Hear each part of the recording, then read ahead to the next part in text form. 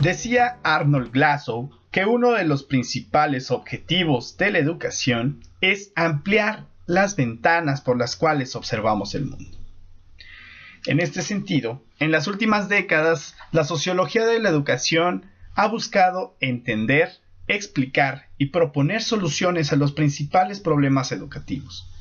Teóricos como Durkheim, Parsons, Giddens, Althusser han propuesto mesiánicas soluciones a las principales contrariedades de su tiempo.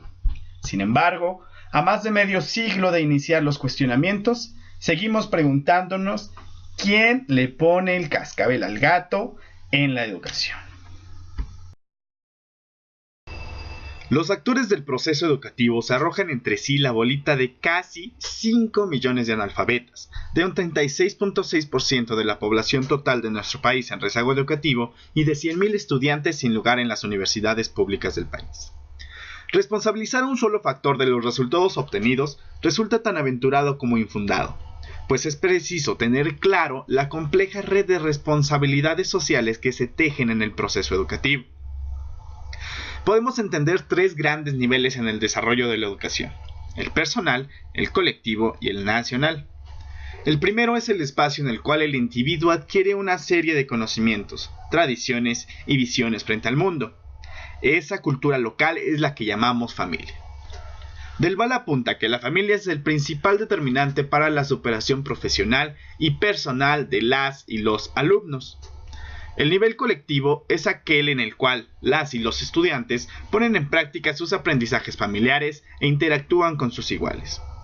Pero además, el contexto social colectivo es el que enriquece la base del desarrollo futuro, la cultura, la serie de tradiciones e ideologías que permean a un grupo humano más amplio y que serán los encargados de impulsar a las nuevas generaciones.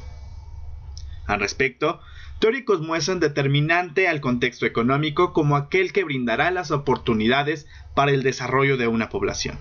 Sin embargo, según las cifras brindadas por el Instituto Nacional de Educación para los Adultos, INEA, el rezago educativo ha dejado de lado los determinismos geográficos. Por ejemplo, el estado de Guerrero, con un alto índice de pobreza, mantiene un 50% de rezago educativo, situación que contrasta con el 44% del estado industrial y económicamente estable de Guanajuato. Cabe entonces preguntarse, ¿la pobreza es determinante?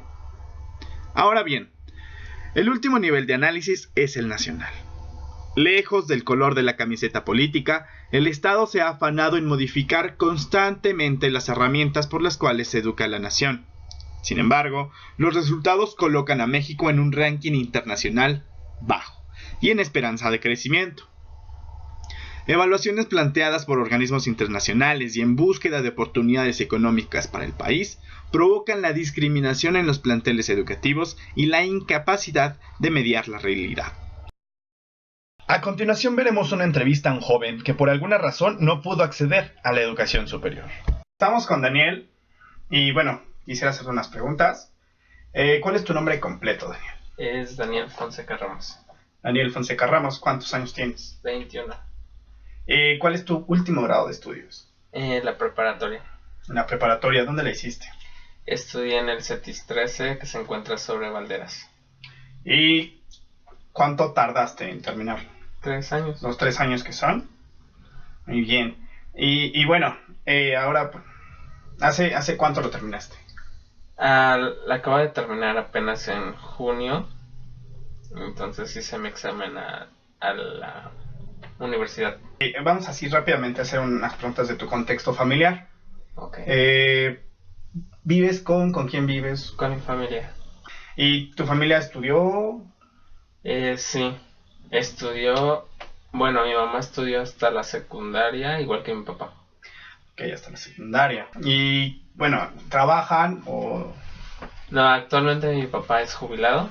Ajá. Mi mamá siempre ha sido del lugar. ¿Dónde vives? Vivo en Iztapalapa. En Iztapalapa, en el oriente de la ciudad. Claro. Y bueno, ¿cómo definirías el grado económico, por ejemplo, de la zona donde vives? Pésimo. Sí, ves como muchas carencias o cosas así. Pues no es tanto carencia, sino simplemente en el entorno donde yo vivo te das cuenta cómo está económicamente la gente y económicamente a tu alrededor. Ok, entonces lo caracterizas como bajo. Ujú. Ok, Bajo intermedio. oh, muy bien. Bueno, y para entrar a la universidad, ¿qué solicitaste? ¿Qué solicité? Pues hice mi preregistro en el Politécnico. Solo hice mi preregistro, fui a inscribirme y es todo. ¿Y qué solicitaste? ¿Qué fue lo que pedías? ¿Qué carrera? Puse 3 opciones. Primero en el CETIS estaba estudiando turismo. Entonces sigo continuando con turismo. Puse turismo, relaciones internacionales y relaciones comerciales. ¿Y dónde lo querías hacer? Ellos me lo escogieron, ellos me dieron la de Pixar. Un pizza. Ah, muy bien, porque está más cerca de tu domicilio, ¿no? No creo que los eran sorteados. Y para hacer tu examen, por ejemplo, ¿te preparaste? O sea, ¿fuiste a algún curso o una cuestión así? Sí, estuve un tiempo en un curso y estudié por mi cuenta. ¿Cómo cuánto tiempo más o menos le dedicabas a la semana a estudiar? A la semana le dedicaba de 2 a 3 horas. Por lo mismo de que estaba yendo a la escuela, pues no me daba mucho tiempo. Y, por ejemplo, de tu bachillerato, ¿cuánto fue tu promedio? De 9. 9. Y bueno, ahora vamos a hacer rápidamente una pregunta así como de contexto. Ok. ¿Qué tanto usas la computadora o los medios electrónicos? Todo el tiempo. Sí. Digo, la computadora no la utilizo todo el día, pero estoy más con mi teléfono celular. ¿Y con el celular qué te conectas? Normalmente, ¿con qué te conectas? Me conecto al Wi-Fi. Bueno, me conecto a lo que es redes sociales, pues nada más es WhatsApp y Twitter y Facebook. Y bueno, ahora, por ejemplo, ¿tú estarías interesado o conoces las licenciaturas que hay en línea? Sí. ¿Y Claro. estarías interesado en tomarla alguna así? No confío mucho en el sistema distante. ¿Por qué? Por muchas razones.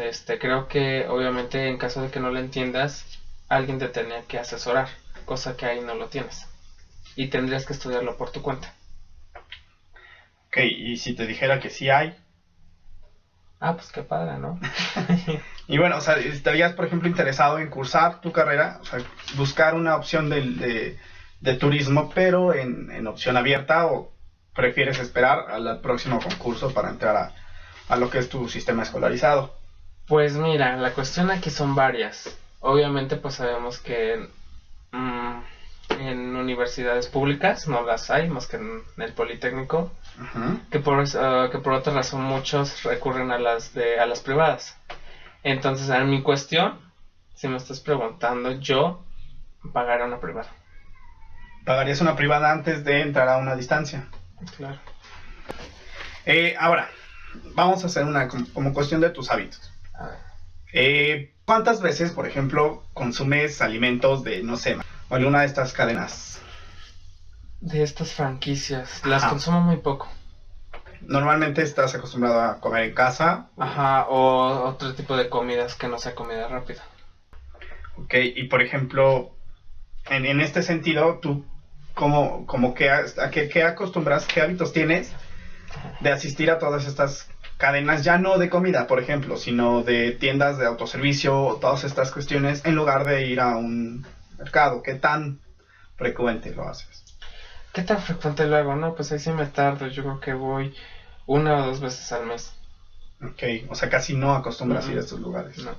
Y por ejemplo, ¿qué tanta tele ves? Muy pocas, las veo de 3 a 4 horas. 3 a 4 horas diarias. Depende. Obviamente, pues depende de los programas que uno ve, ¿no? Ok. Y bueno, rápidamente, ahora otras cuestiones. ¿Qué opinión tienes tú, por ejemplo, de la forma de gobierno actualmente? ¿Cuáles son, como en qué crees que se está centrando el gobierno de la ciudad, por ejemplo? ¿En qué se está centrando? ¿Cuáles son sus prioridades? Sus prioridades, pues mira, si tú me preguntas a mí, yo te puedo decir que son muy pocas las prioridades que les da el gobierno, ¿no? Tanto, si tú me estás hablando, o yo te puedo hablar de la educación, es pésimo. Pero si en otras cosas, pues están enfocando más como que abrir sus nuevos proyectos de carretera y todo esto, en lugar de invertir más, ¿cómo te puedo explicar? Más tiempo a la educación y a la pobreza y este tipo de cosas, ¿sí me explico? Sí, claro. Y por ejemplo, ¿tú qué piensas o a qué crees que se deba? ¿A qué se deba? No, pues la verdad, ¿a qué? ¿No? No. Bueno, pues muchísimas gracias, Daniel. Te agradezco el tiempo, la atención y pues éxito en tu próximo concurso, y ahí estaremos muy al pendiente para saber cómo te va. Gracias. Nos vemos. Hasta luego. Día a día nuestra sociedad se modifica. Somos ahora testigos de una sociedad globalizada que está en constante intercambio cultural con elementos que creíamos distantes. Día a día aparecen nuevos mecanismos de tecnología y nuevos mecanismos para la comunicación. ¿Por qué no aprovechar esta nueva aparición de medios para lograr la tan anhelada educación? El subsecretario de Educación Superior mencionó en una conferencia de prensa que la mayoría de los jóvenes y las jóvenes que aspiran a un lugar en la educación superior no conocen en su totalidad las opciones que las universidades públicas y privadas ofrecen para su preparación. ¿Por qué no mirar a estas opciones como lo son la educación a distancia y el sistema abierto? Quizá radique en el miedo a no estar presencialmente en un aula. Sin embargo, permítanme decirles que las opciones de educación a distancia posibilitan el acceso a mayor conocimiento y a mayor información, y que además se adecúan a las exigencias de un nuevo tiempo. Considero que los niveles de superación profesional y personal no radican específicamente en los índices de escolaridad de la familia o del contexto familiar más cercano, sino que radican principalmente en los ánimos de salir adelante de los individuos. Ahora bien, el nivel socioeconómico sí es importante y determina hacia dónde o cómo se va a posibilitar seguir una educación. Sin embargo, varios han sido los apoyos que se ha brindado por parte del gobierno federal o por parte de los gobiernos locales por medio de becas para continuar estudiando y no tener una carencia económica como un retén para prepararse.